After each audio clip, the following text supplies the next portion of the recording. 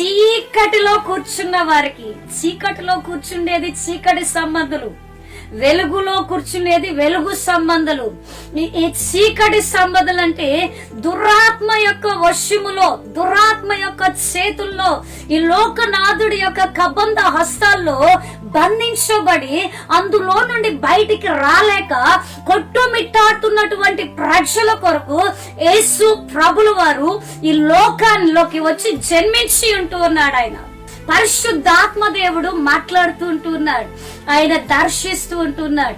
పాపం అనే చీకటిలో, వ్యభిచారం అనే చీకటిలో, అపవిత్రత అనే చీకటిలో, త్రాగుడనే చీకటిలో, అభిచారము, జారత్వము, మోహము, ఇచ్చ ఇలాంటి ఆ యొక్క పనులతో కూడుకొని ఆ కూర్చున్నటువంటి వారి కొరకు యేసయ్య ఈ లోకంలో జన్మించడానికి వచ్చినాడు.